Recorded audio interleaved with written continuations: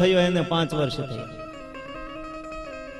કહે પ્રહલાદ આટલું સરસ જ્ઞાન તને મળ્યું ક્યાંથી? પ્રહલાદે કહ્યું મને મારા ગુરુજીએ જ્ઞાન આપ્યું છે. કહે આપણા ગુરુ શંડામર? નહીં નહીં, મારા ગુરુ તો નારદજી છે, મેં એમની પાસેથી જ્ઞાન પ્રાપ્ત કર્યું છે.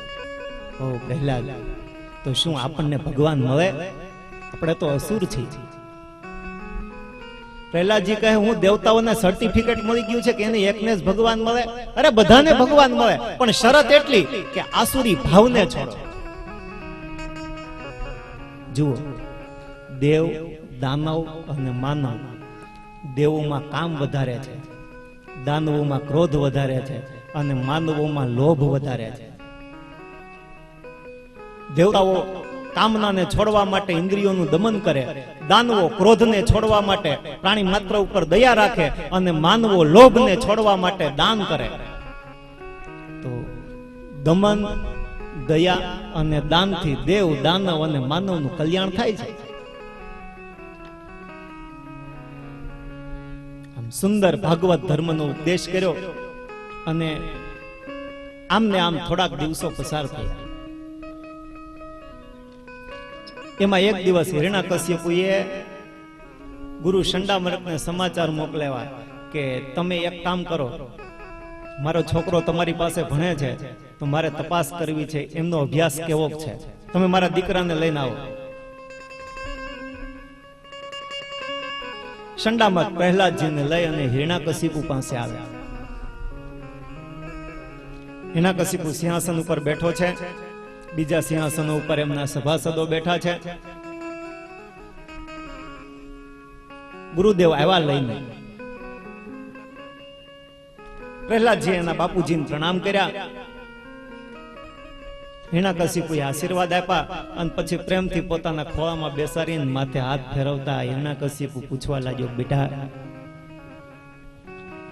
બેટા તું અભ્યાસ કરે છે, અત્યાર સુધીમાં તને જે સારું લાગ્યું એ મને કહે. પ્રહલાદજીએ શરૂઆત કરી, કહ્યું બાપજી, ગુરુદેવ તો બહુ સરસ ભણાવે છે, પણ અત્યાર સુધી મને જે સારું લાગ્યું એ હું તમને કહું છું. સાંભળો પિતાજી, આ સંસાર છે ને એ આંધળા કુવા જેવો છે અને આમાં પડીને આત્મહત્યા કરીને મરણ પામવું એ કરતા તો નારાયણને ભજીને આ જન્મારો તરી જવું જોઈએ.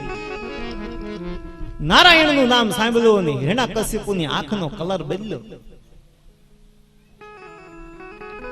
એને કહ્યું, પ્રહલાદ તું જે નારાયણ નામ બોલે છે ને, તને ખબર નથી બેટા, ઈ નારાયણ આપણો શત્રુ છે. ઈ નારાયણે મારા ભાઈને માર્યો છે બેટા. ઈ નારાયણને તો હું ગોતું છું, એક વખત નારાયણ મને મળી જાય તો હું બતાવી દઉં કે હિરણ્યકશિપુ શું ચીજ છે. માટે બેટા ક્યારેય નારાયણનું નામ બોલતો નહીં, નારાયણ આપણો શત્રુ છે. હવે ધ્યાન રાખજો, જાઓ બેટા ભણો. આમ કઈ ગુરુ શંડામર્કની સાથે મોકલી દીધું. શંડામર્કને વાત કરી, જોજો ધ્યાન રાખજો, આ હવે નારાયણ નામ ના બોલે એના મુખેથી. શંડામર્ક એમને હાથ પકડીને લઈ ગયા. ફરી પાછો થોડો સમય ગયો. હવે તો મનમાં શંકા બેસી ગઈ છે, કારણ કે એક વખત નારાયણ બોલ્યો છે.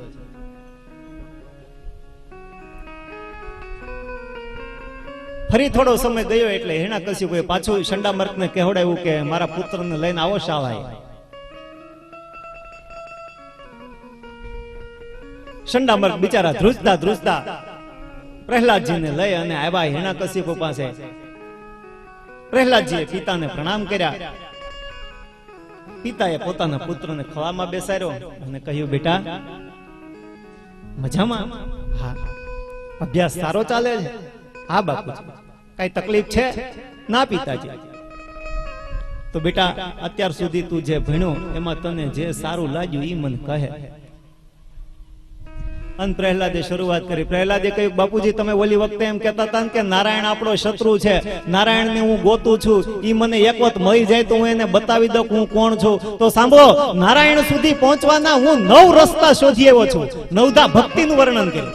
પ્રહલાદ બોલ્યા, શ્રવણમ, કીર્તનમ, વિષ્ણુ સ્મરણમ, પાદ સેવનમ, અર્ચનમ, વંદનમ, દાસ્યમ, સખ્યમાત્મ નિવેદનમ. હે પિતાજી, આ નારાયણ સુધી પહોંચવાના 9 રસ્તા છે અને આ 9 રસ્તામાંથી તમે એક રસ્તે ચાલ્યા જાઓ ને એટલે તમારે નારાયણને ગોતવો ન પડે, નારાયણ તમને સામે મળે. નારાયણ નારાયણ નારાયણ નારાયણ નું નામ સાંભળ્યું હિરણ્યકશિપુ ખીજાયો. એકદમ પોતાના દીકરાને ધોકો મારીને કહ્યું, એક વખત મેં તને કહ્યું તું નામ બોલમાં, છતાંય મારી આગળ નામ લે છે.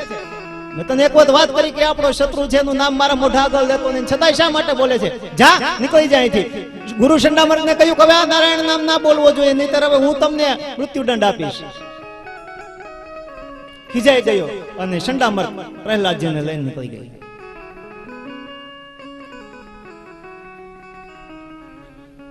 વડીલો,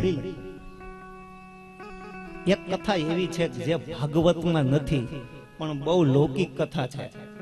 આ પ્રકરણ તો તમે બધાએ સાંભળ્યું હશે કે માણસને છે ને ગર્ભનું